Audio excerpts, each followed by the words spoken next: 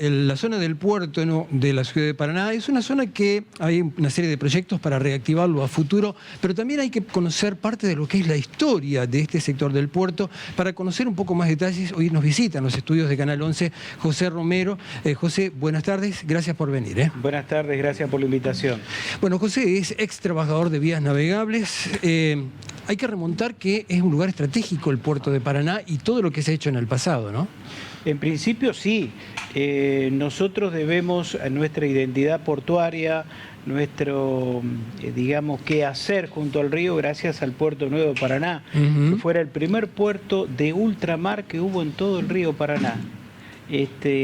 A partir del puerto, del contacto que tuvo con el mundo, Argentina, Entre Ríos y Paraná, porque a este puerto venían buques de distintas partes del mundo, como también de Paraguay, Bolivia y Brasil, permitió no solo el crecimiento demográfico, sino económico y fundamentalmente cultural.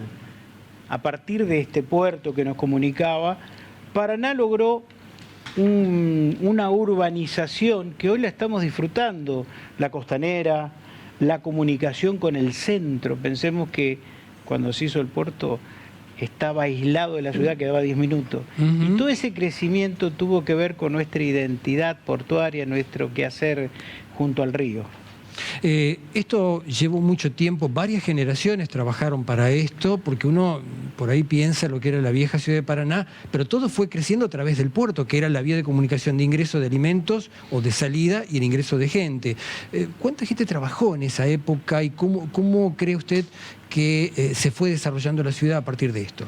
Mira, en principio hay registros dentro del ministerio, como se lo conoce en el Puerto Nuevo, de trabajadores. El primer trabajador fue en 1896, Miguel Divito de Toscana, Italia, de 33 años.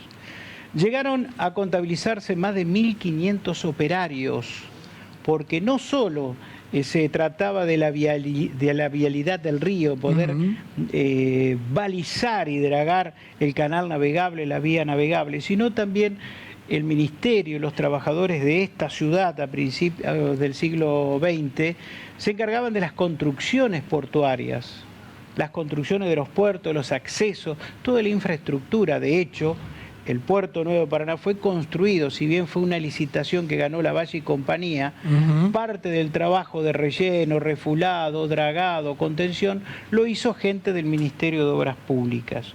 O sea, obras que con creces han superado muchas generaciones, y hay una gran diferencia que tendríamos en estos tiempos que analizarla y pensarla.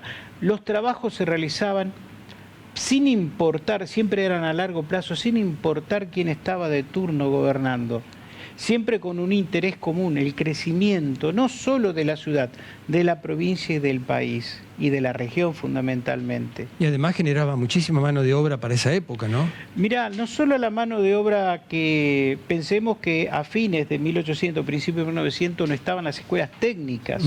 Mucha de la gente que construyó el Puerto Nuevo y hizo todos estos trabajos que hasta el día de hoy están, era gente que venía del campo y que muy pocos tenían oficios. En los registros de personal era notable ver que podías encontrar un carpintero, un herrero, un foguista, pero muchos eran cocineros. El hecho de decir yo sabía cocinar, yo me sentía útil para algo. No había esa mano de obra calificada. Y la gente del campo, ¿qué iba a poner? Vengo del campo, soy cosechero, sirvo para esto y hacía esto. Una de las cosas que nos llamó mucho la atención en el proceso de investigación fue que a principios de 1900 cada trabajador tenía su libreta de trabajo.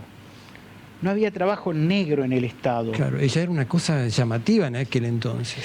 Era llamativa primero y principal porque tenía su libreta de trabajo donde se computaban las horas de trabajo diarias, y el carnet tenía la foto de medio torso del trabajador, y se ponían las particularidades del trabajador: si no tenía amputaciones, el color de la piel, el color de ojo, la estatura. O sea, esas eran las descripciones de la libreta de trabajo, y cada trabajador cobraba su jornal quincenalmente, y bueno, lograron cosas fantásticas pensando que no tenían esa profesión que hay hoy, ¿no? José, hoy estamos viendo imágenes de parte de lo que es la zona de Puerto Nuevo, es decir, toda esa zona que hoy bordea la costanera tenía un tránsito de gente trabajando y de movimiento muy intenso que era novedoso para la época y para lo que comenzó siendo Paraná, ¿no? Pensemos que no había rutas, que el ferrocarril a principios de 1900 estaba en plena expansión, y pensemos que la única comunicación que teníamos con el país, con Santa Fe, con Córdoba, con el centro y norte del país, era a través del río. La ciudad, a medida que iba creciendo, necesitaba insumos. Las pequeñas empresas, que hoy se llamarían pymes, necesitaban de tecnología y equipamientos que, obviamente, el país no estaba industrializado. Es así que nos valíamos de materia prima, de maquinarias, de herramientas, de insumos que venían de la Europa o de los países hermanos del norte. Y la vía de comunicación era el río. Poder llegar hasta Paraná ya nos ponía en el mundo. Los otros días estuvimos haciendo un trabajo de campo con los chicos de Apana que están aprendiendo cómo funcionaba el puerto y las partes del puerto. Y una de las cuestiones que decíamos era que imaginarse en aquella época que a un capitán le dijeran cuál era el destino de la carga, que dijeran el puerto de Paraná, Entre Ríos, en Argentina, en Sudamérica. Ya eso empezaba a cambiar la visión política, económica y cultural de la ciudad de Paraná. No solo se convertía el puerto en un sistema de servicios de pasajeros, porque había que transitar, había que llegar, había distancias. Sino que era puerto de destino final. Era un puerto de destino, claro, para carga y de crecimiento. Y supongo que muchos inmigrantes habrán venido directamente con la carga a quedarse en la región y en la ciudad. Mirá, ahí en la zona de calle Liniers, donde hoy están los boliches, estaban los hoteles, las fondas, los comedores. Claro, era un lugar de crecimiento, un lugar de intercambio comercial muy, muy importante. Y pensemos la gran importancia que tuvo el puerto, que no es casualidad que los grandes barrios populares de la ciudad, Yatay, Macarone, El Morro, fueron asentamientos de gente que se sirvió del puerto al principio como changarín, como pescadores, tratando de dar esa mano de obra a cambio de algo. El Club Taller del Ministerio de Obras Públicas se dividió gracias a que en un espacio donde era el depósito de piedra, los trabajadores, cuando se ocuparon todas las piedras y quedó, pidieron permiso para hacer picados de fútbol. Y perdón, no sé si, José, usted se acuerda, usted dice el Club Taller de Obras Públicas, pero estaba el Club Ministerio, donde hoy está la plaza, ahí estaba la cancha de fútbol. Y ese era el depósito de materiales de la construcción del puerto. Hoy es una placita donde la gente puede disfrutar al aire libre, el sol, y parte de la institución o del comienzo del club está al costado y que todavía está vigente, a pesar de que la cancha está cerca del túnel. Claro, persiste ahí la sede social, si se quiere, que formó parte de la infraestructura del puerto, ¿no? José, ¿y está al tanto de este proyecto de reactivar lo que es la zona del puerto de la ciudad? Mirá, no se ha dado públicamente mucha información al respecto, precisa. Hay comentarios, me han consultado. Yo, viendo la realidad del ministerio hoy, viendo la realidad que no pasa desapercibida, no cumple la función que cumplía y con crece durante más de 100 años. Yo creo que se puede conjugar lo que es la parte patrimonial, identitaria, ¿sí?, y histórica, con el servicio turístico. Paraná es una ciudad turística y hoy las exigencias de los turistas demandan mayor calidad de servicios. Ya el ministerio no va a volver a ser lo que fue anteriormente, porque desde los 90 hasta la fecha se han encargado de ir acallando las voces y la cultura de trabajo en relación al río, que es una cosa que, bueno, hoy pasa sin pena ni gloria, pero el ministerio y los trabajadores del ministerio, a los cuales la ciudad debería rendirle un reconocimiento impresionante. ¿Por qué? Porque las cosas que se hicieron, la gente no las dimensiona. El túnel subfluvial no se flotó gracias a la pericia y al trabajo de los trabajadores del ministerio con las dragas refulando arena. El estudio de factibilidad del puerto, cuando vino la empresa, del túnel, perdón, cuando vino la empresa alemana, no debió nada más que buscar la información que estaba en vías navegables en el Ministerio para saber que había una falla geológica, y sobre esa falla geológica se construyó el José, túnel. hoy el área de vías navegables y vías portuarias, que está en la misma zona ahí del puerto, tiene una dotación muy reducida de gente, prácticamente sin mayor trabajo, ¿no?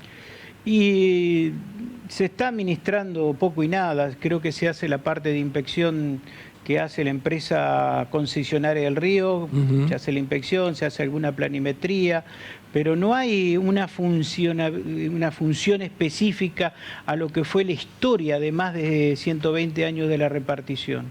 Paraná es una ciudad turística, es una ciudad portuaria, y si queremos crecer como ciudad turística, no podemos darle la espalda a la identidad, al patrimonio cultural, el ejido histórico que nos cambió a nosotros como ciudad.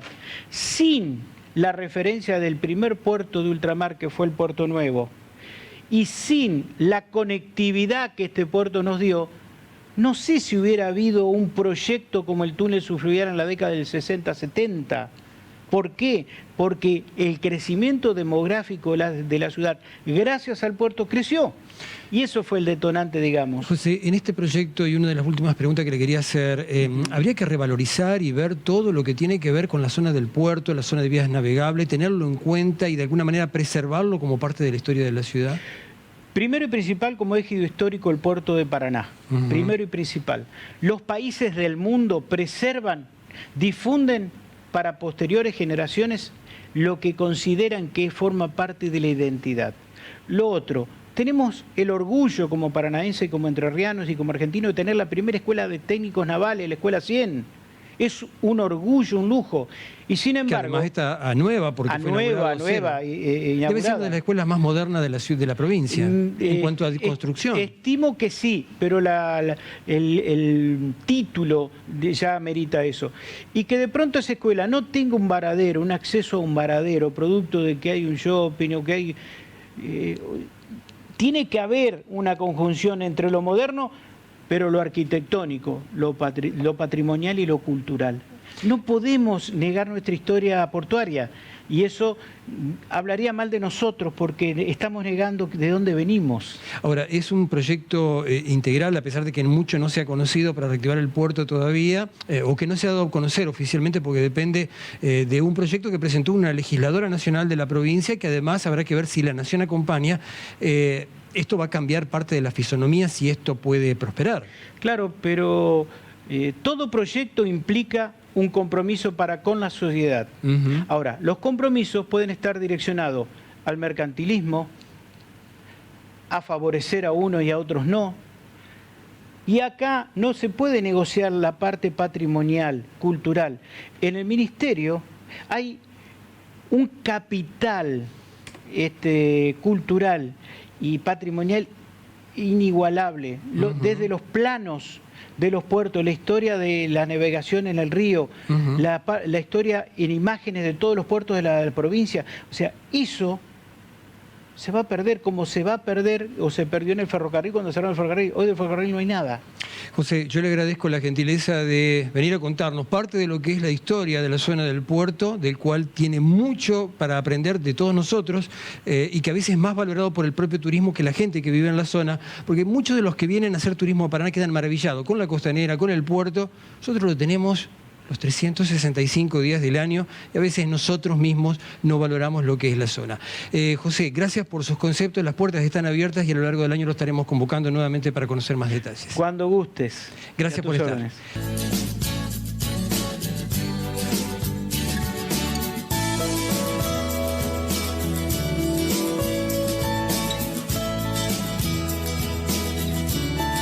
Bien, han pasado 24 minutos de la hora 15, estamos en entrevista como todos los días, de lunes a viernes, y en este bloque vamos a hablar con una destacada pianista, docente, que además va a estar interpretando en el marco del Salón del Círculo Médico, que presenta un ciclo muy particular con música en los próximos días. Hoy, con tal motivo, nos visita Silvia Teijeira aquí en los estudios de Canal. Muy buenas tardes, Silvia, gracias por dialogar con nosotros. Buenas tardes, muchas gracias por recibirme, Raúl. Bueno, Silvia, cuéntenos con qué se va a encontrar la gente que vaya este fin de semana, el día 9 de septiembre, al Círculo Médico. Bueno, va a ser un recital de piano. Ujú, Yo voy a tocar. ujú. Yo hago música argentina de raíz folclórica, poniendo énfasis, si se quiere, en la música litoral. Y también recito poemas. Entonces el público se va a encontrar con un recital de música argentina, va a haber algunos clásicos de la música litoral, como el Kilómetro 11, la Vestido Celeste, en piano solo, el Tren Expreso, y otras músicas también de músicas y músicos entrerrianos, y poesía de autoras y autores nacionales. Bueno, también ese mismo día va a haber una muestra de arte y de dibujo previamente, ¿no? Así es, ese día previamente en el hall del Círculo Médico va a haber una muestra de artes visuales, Ujú. así que bueno, las personas que vayan van a poder antes de entrar a la sala disfrutar también de esa muestra. ¿Cómo surgió esto de hacer folclore a través del piano?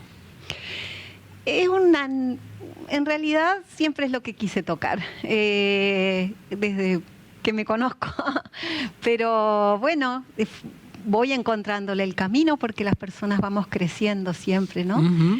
Y es lo que quise tocar siempre. Tengo formación pianística, por supuesto, pero para mi expresión, la expresión de mi espíritu y de mi arte, yo necesito tocar nuestra música. Bueno, y además va a recitar poemas que tienen que ver con parte de lo que es el Entre Ríos, ¿no? Sí, sí, sí. Voy a recitar un poema, por ejemplo, de Neddy Nardin, una Ujú. poetisa que fue maestra rural. Yo estoy muy vinculada a la docencia por una cuestión familiar, a la docencia rural, Ujú. de gente que se ha ido de Paraná al interior. Y bueno, Neddy Nardin era una poetisa que también era docente rural y ella, su poesía es muy directa y siempre escribía sobre personas que conocía. Y ahí es como surge esto. Y, por ejemplo, Irenea, si usted quiere, Ujú. la comparto. ¿Cómo no?